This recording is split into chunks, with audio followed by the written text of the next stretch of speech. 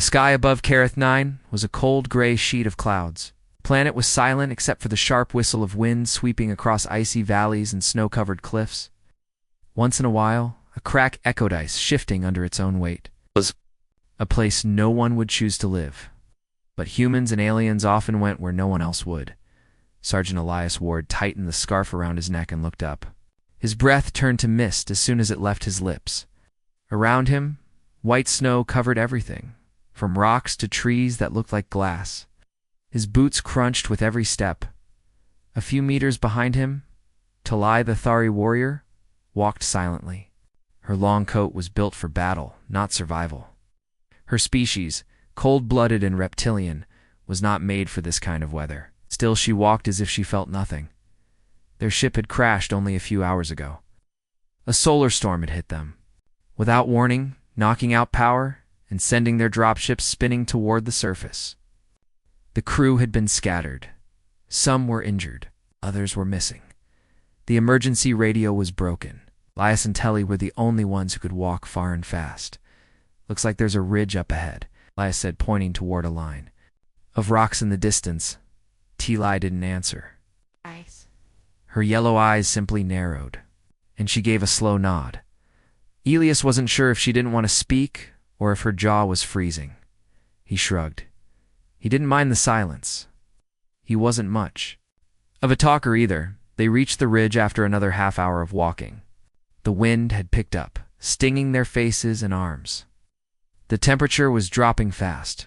There, Elias spotted a small overhang, barely enough to protect them from the snow, but better than nothing. He climbed into it and brushed snow off. The ground totes lay stood outside the shelter. Her body was stiff, and her breathing was slow. Her hands were shaking, though she tried to hide it. "We'll wait out the night here," Elias said. He reached into his pack and pulled out a thermal bedroll, thin but well insulated. "Only got one of these." He paused.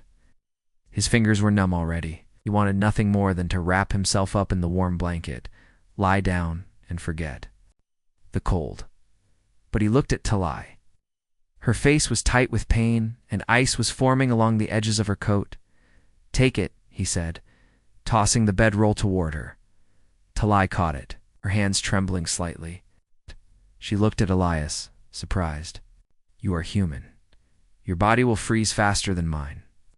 "I'll manage," Elias said. "You're colder than I am. If either of us freezes out here, we both die." Plight hesitated. In her culture, survival was not a gift, it was earned. Accepting help from someone not of her own kind, especially in such a deep way, was more than just strange. It was almost shameful. But something about Elias's tone made her stop thinking like a warrior and start thinking like a person. She slowly sat down and wrapped the bedroll around herself. Elias moved to the edge of the overhang and leaned back against the rock while snow started falling against low, silent flakes that melted on his face. Hours passed. The wind grew stronger. Elias's body began to shake. His fingers turned pale and his lips turned blue. He pulled his jacket tighter, but it wasn't enough. His vision blurred. His teeth chattered so loudly he was afraid the noise might wake. Whatever creatures lived in the dark snow, Talai opened her eyes. She had been meditating, trying to focus her inner energy. But the sound of Elias's shaking was breaking her concentration. She watched him, curled against the rock, refusing to complain. In Thuri culture, this act giving warmth in the cold meant something sacred. It was a symbol of honor and respect. To share body heat was to share life. Slowly, Talai stood up, pulled the bedroll around her shoulders, and walked over to Elias. "What are you?"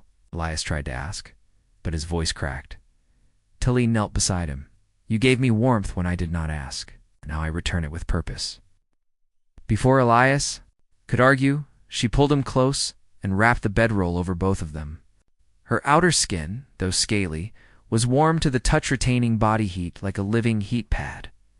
Elias froze in surprise at first, then slowly relaxed. His body stopped shaking. He could feel warmth returning to his fingers and toes. They sat like that for a long time, saying nothing. Outside, the snow continued to fall, and the night grew darker. For the first time since the crash, Elias felt safe. Not because they were out of danger, but because someone had chosen to stand beside him, not for duty, not for orders, but simply because it was the right thing to do, and for Talai. This was the first time she had offered warmth, not just as a gesture, but as a choice. The wind howled outside, but under the bedroll, it was quiet. To be continued in Part 2, Warmer Than Fire. The morning light on Kareth 9 was pale and cold. Thin rays of sunlight touched the icy hills, but they gave no real warmth. Snowflakes still drifted through the air, but the worst of the storm had passed. Inside the small rocky shelter, Elias opened his eyes slowly. His body felt stiff, but not frozen. He was still alive. He looked beside him and saw Tlai, her eyes already open.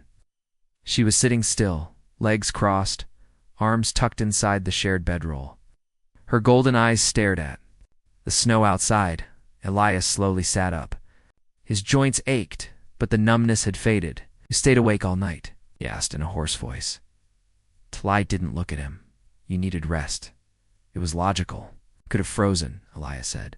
"I did not." There was silence. Between them, Elias ran a hand through his hair and looked around. Their shelter was nearly covered in snow, but still holding. He could hear the soft groaning of ice above them. "It was not safe to stay much longer. We'll need to move," he said. Tlai nodded. "I agree. The cold will return stronger by nightfall. We must find real shelter before then."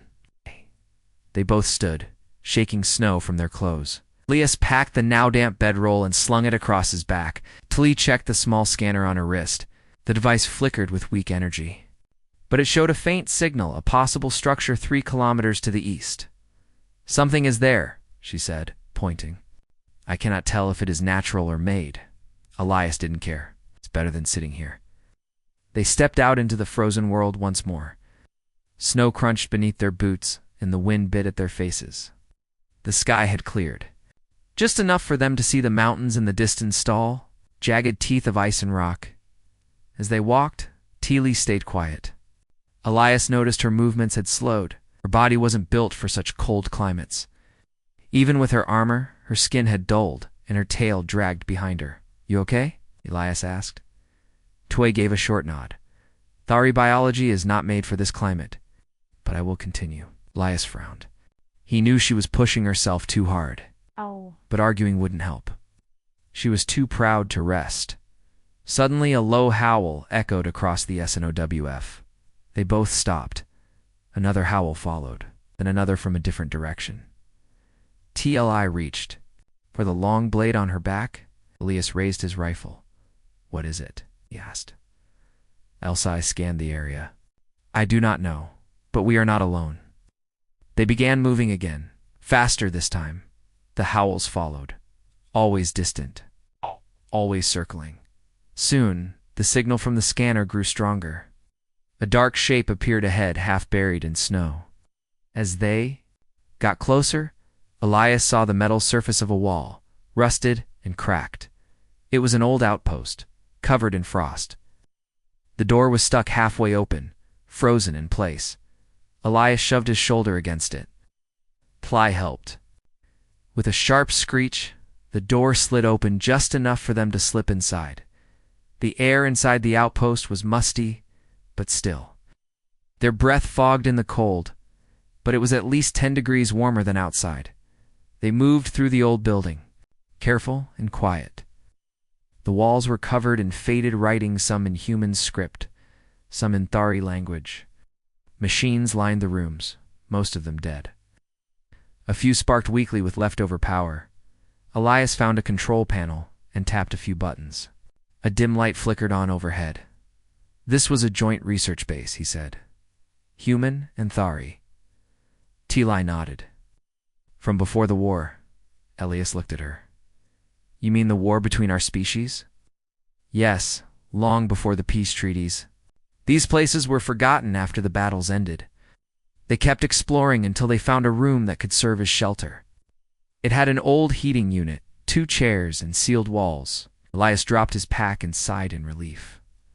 Tilly sat down across from him. Her body trembled slightly. "You should eat," Elias said, handing her a ration pack. She took it, hesitating. You do not have much, I have enough. She opened the pack slowly and took a bite of the dense food. It wasn't tasty, but it helped. As she ate, her color returned slightly. Elias leaned back, watching her. You didn't have to warm. Me last night, he said quietly. Tile looked up. I know. What? Then why did you? She was silent for a long moment. Then she said, because you gave me something I did not expect. You gave me care without reason, without demand. In my culture, that kind of action deserves a return. Elias gave a small smile. Well, I think we're even now. No, she said. We are not. Not yet. Suddenly, the outpost shook. A loud noise echoed from above, like something walking across the roof. They both stood quickly, weapons ready. From the corner of the room, something thumped. A vent cover fell open, and a soft growl came from the shadows inside. Elias raised his rifle. Looks like we have company. Tly stepped forward, blade drawn. Her eyes burned with focus. The creature crawled from the ventol, pale with thick fur and glowing eyes. Its breath steamed in the cold room. It was not alone. 3 more followed. To be continued in Part 3, Fire and Ice. The room fell into still silence as the creatures stepped out of the vent. Their fur was thick, almost like snow-covered wool.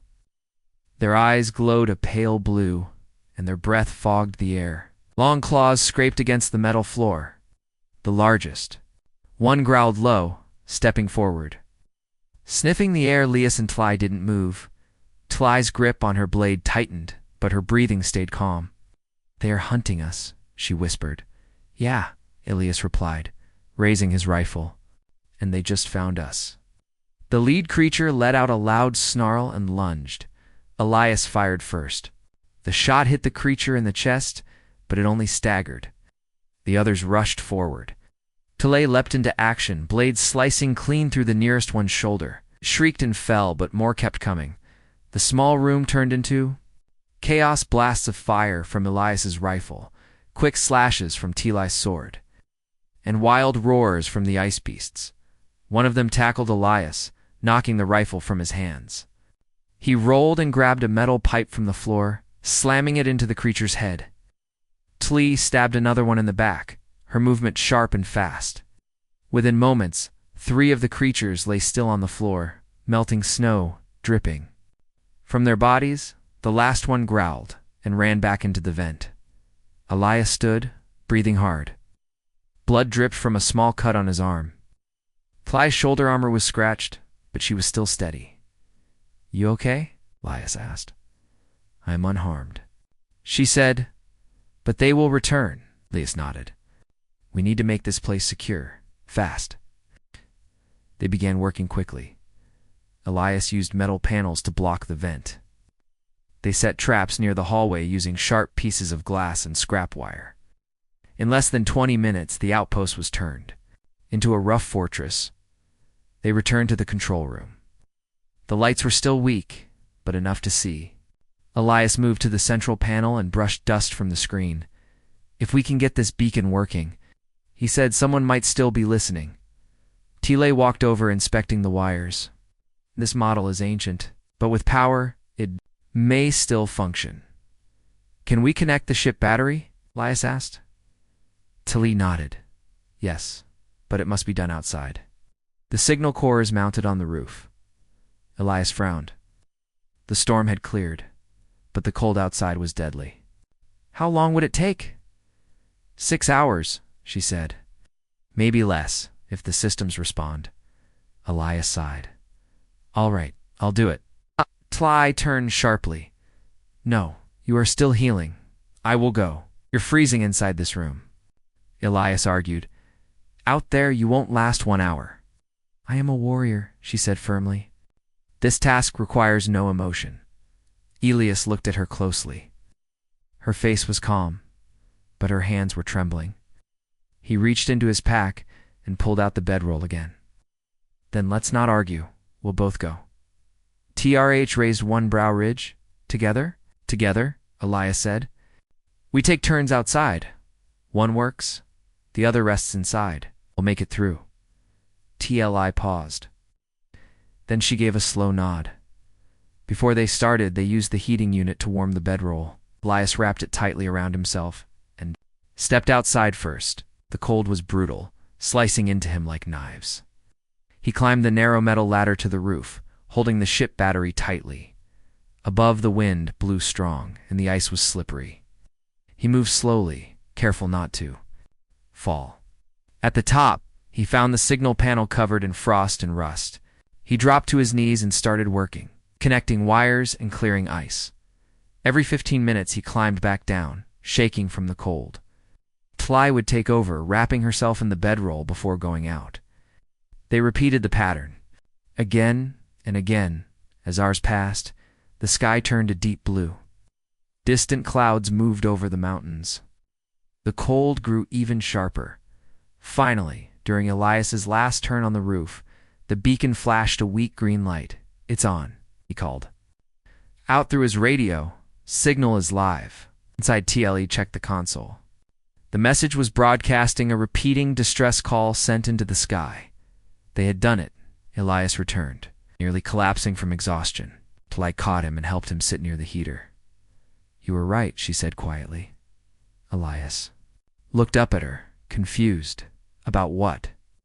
"We are stronger together." He gave a tired smile. "Told you." She unwrapped the bedroll and sat beside him. Without a word, she placed her hand gently on his injured arm. Her touch was warm again, and her presence calm. "I misjudged humans," she said softly. "You are not weak. You are persistent." Elias chuckled. "That's one way to say it." Just then, a loud noise echoed above, like metal scraping. Ice. They both stood quickly. Outside the walls of the outpost, something massive moved through the snow. Heavy steps, slow and steady, not like the smaller beasts they fought before. Sly ices narrowed. "Something larger is coming." Elias picked up his rifle again. "Then we hold this place. One more time." Tly drew her blade until the end.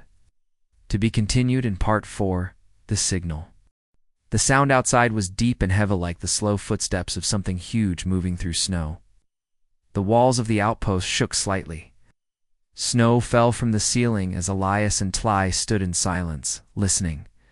Elias checked his rifle. "This isn't like the smaller ones we fought earlier." Tly nodded, blade in hand. "This one is different, older, stronger, maybe a leader." Elias moved to the window and peeked through a small crack. At first, all he saw was white. Then he spotted a shadow tall and wide, moving slowly across the snow. It had thick fur, 4 legs, and long ice-covered horns curving from its head. "That thing could tear down this whole building," Elias whispered. Tly didn't respond. She was thinking. Her eyes scanned the room, looking at their supplies, weapons, and exits. "We cannot fight it directly. Not here." "Then what do we do?" Elias asked. She walked over to the console. The signal was still active, the beacon, sending its message into space. "We wait for rescue. But that creature may destroy the building before help comes." Elias nodded slowly. "So we lead it away." Tly turned to him. "One of us must go." "I know," Elias said. "I'll do it." She stepped forward. "No, you have done enough. Your injuries are not healed. If you go out there again, then—" "I go out there again," he said firmly. "You need to stay here. If the beacon breaks, you're the only one who can fix it." She looked at him for a long moment. Then, silently, she handed him a flare gun. "Use this. Light it and run. Draw the creature as far as you can. I will watch from above."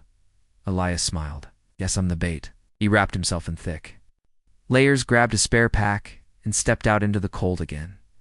The wind hit him hard, but he didn't stop.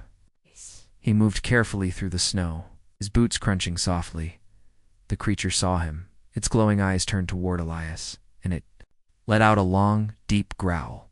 Then it began to move slow at first, then faster, its heavy legs slamming into the ground with force. Elias raised the flare gun and fired into the air. A bright red light exploded above him, glowing like a false sun in the white sky. The creature roared and charged. Elias turned and ran. He ran across the snowfield, breathing hard, boots slipping on the ice. Behind him, the beast followed, howling and smashing through frozen rocks. Every time Elias looked back, the monster was closer. But he kept running toward the old broken antenna towers half a kilometer away. They had metal supports and narrow paths too tight for a large beast to follow icily.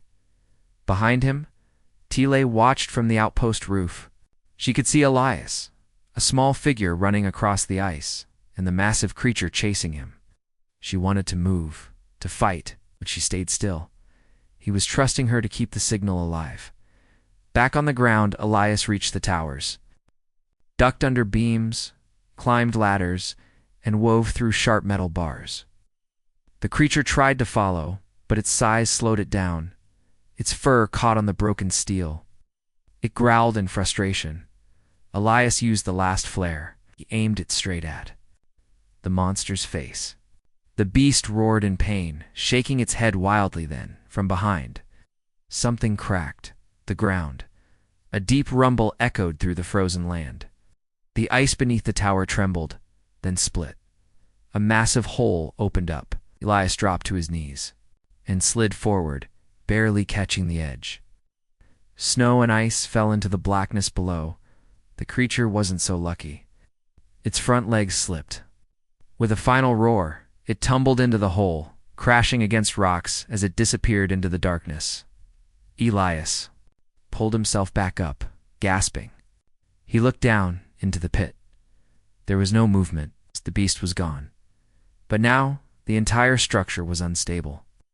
The tower groaned and leaned. Elias climbed down as fast as he could. Then, from beneath the broken ice, he saw something else. Lights flickering inside the hole, curious, and with no time to lose, he climbed into the opening. Beneath the surface was an ancient chamber, large and cold, filled with strange machines, metal walls, and thari, writing on every surface. It wasn't just a cave. It was a forgotten Thari war archive. Back at the outpost, Tlai saw the flare disappear. She waited.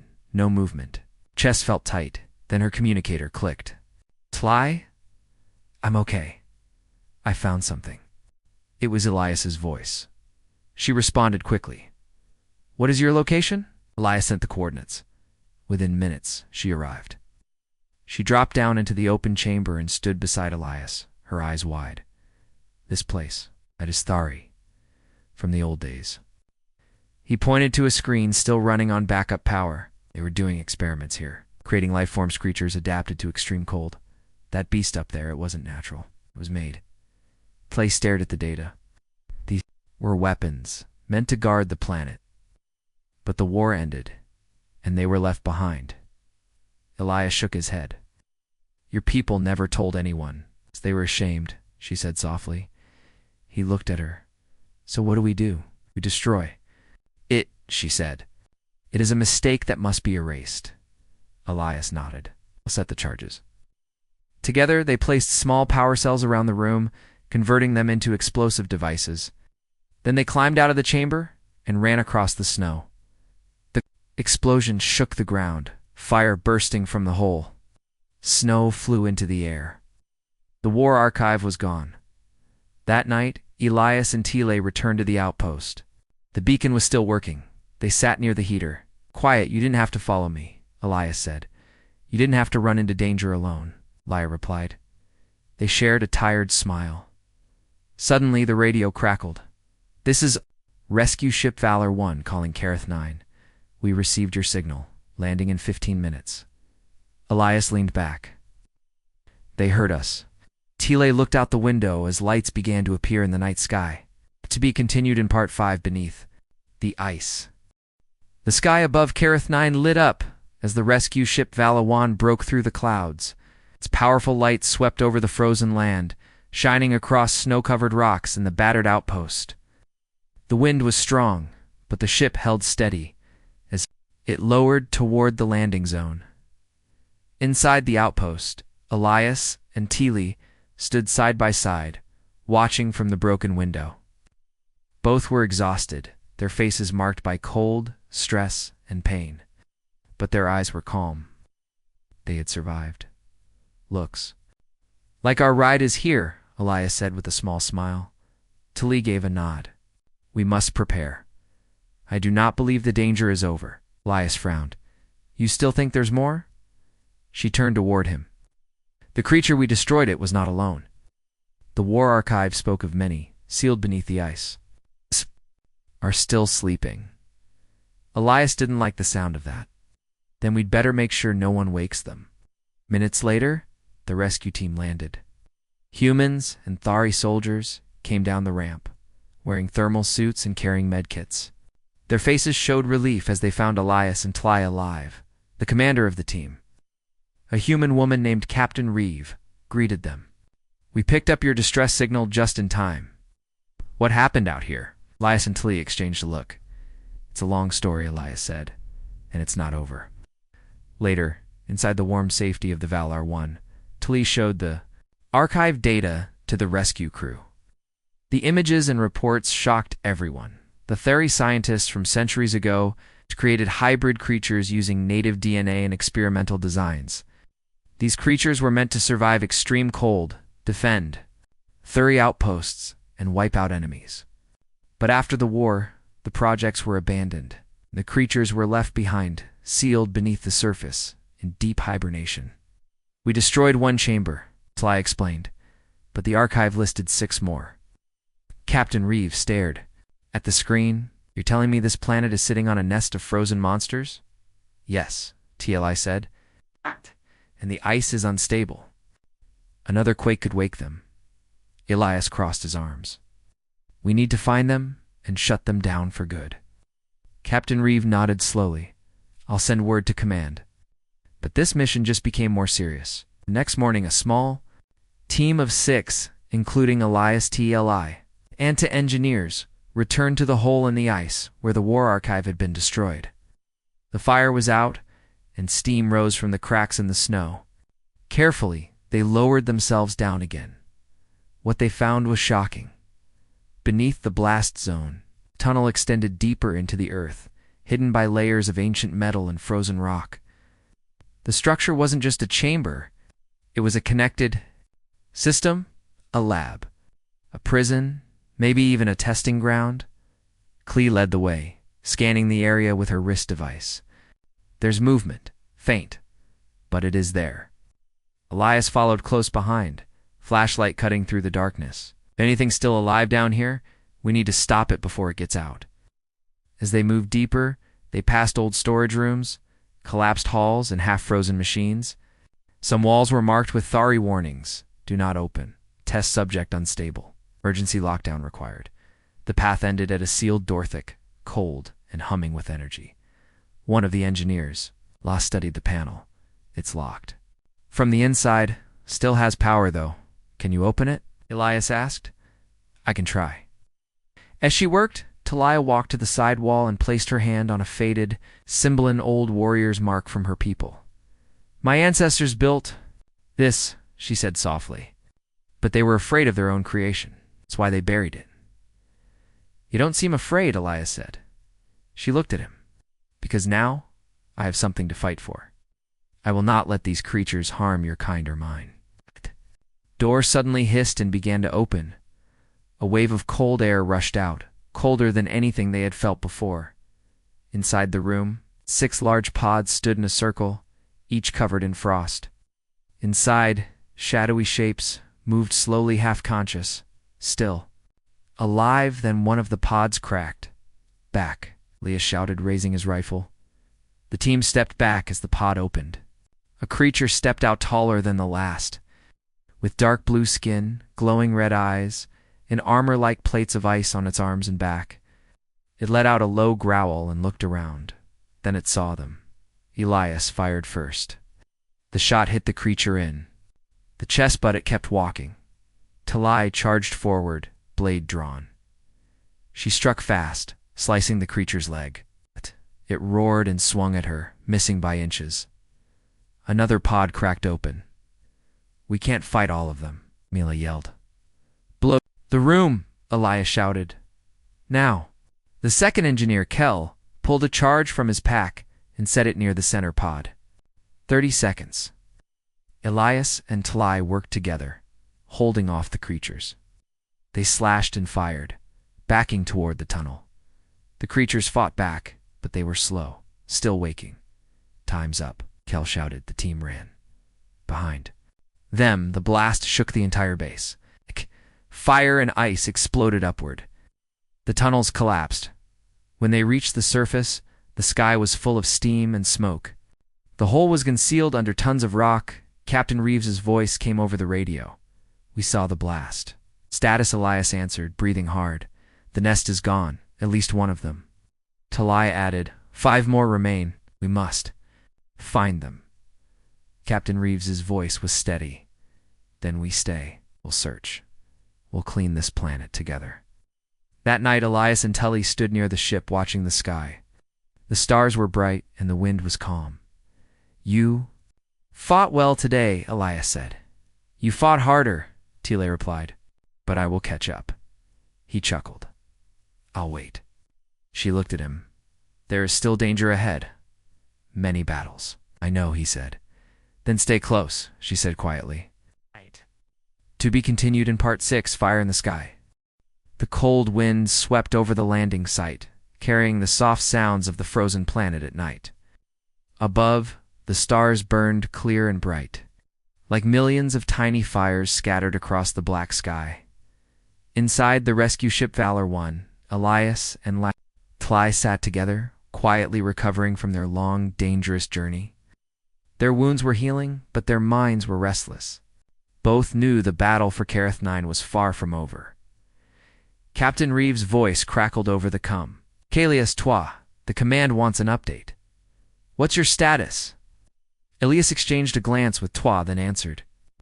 "We've destroyed one nest of creatures beneath the ice, but several remain. We're preparing to continue the search and clear the planet." Tlai added, "This mission is critical. If the creatures are not contained, they will threaten all life in this system." "Understood," Reeve replied. "We'll send reinforcements." The ship's engines hummed as it prepared to lift off. Outside, snow began to fall gently again. Elias looked at Toi.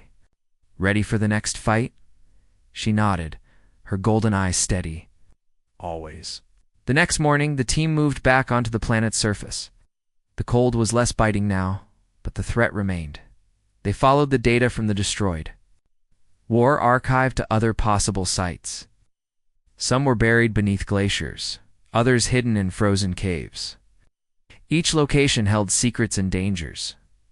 At one point, Elias and Tlai found themselves alone in a narrow ice tunnel. The walls shimmered with frost, reflecting their flashlights. TLI stopped suddenly. "Listen." Elias held still. He heard it too, a faint sound deep beneath the ice. It's like something moving. Suddenly a shadow appeared on the wall, massive creature, larger and more powerful than any before. It charged. Elias fired his rifle, while Tlai moved swiftly to flank it. Their teamwork was seamless. Elias distracted the beast with bursts of fire while Tile attacked its legs, slowing it down. The creature roared in pain but was not defeated. "They needed a plan," Elias whispered. "We can't kill it here. The tunnel might collapse." Tlai nodded. "We lead it outside." Together, they baited the creature, moving carefully through the tunnel toward the open air. The beast followed, its heavy steps shaking the ice. Once outside, Elias activated a device they had carried from the ship, a powerful energy net designed to trap large creatures. Tlai fired the net, and it expanded in a glowing web, wrapping the beast tightly. The creature struggled, but the net held firm. The team quickly moved in and sedated the beast. Elias looked at Tilly, breathing hard. "Good work," he said. She smiled faintly. Together. As the days passed, Elias and Tlai's bond grew stronger. They shared stories of their worlds, their hopes and fears. One night, beneath the shimmering auroras of Kareth 9, Elias offered Tlai his bedroll again. This time it was not out of survival, but choice. Tlai accepted, wrapping herself in the warmth. They sat close, sharing quiet warmth against the cold world outside. "It is strange," Ply said softly, "how warmth can come from more than fire." Elias smiled. "Some things burn brighter than flames." They looked up at the stars. Later, as the rescue fleet landed and the threat of the frozen creatures lessened, Elias and Tlay stood together on the ship's deck. Tlay handed Elias a small Tacona-carved symbol of a Thari warrior. "This is for you. It is a sign of honor and trust." Elias smiled, touched by the gesture. He took a patch from his jacket, a small Earth flag, and handed it to her. The exchange was silent, but full of meaning. In that moment, two worlds had truly come together.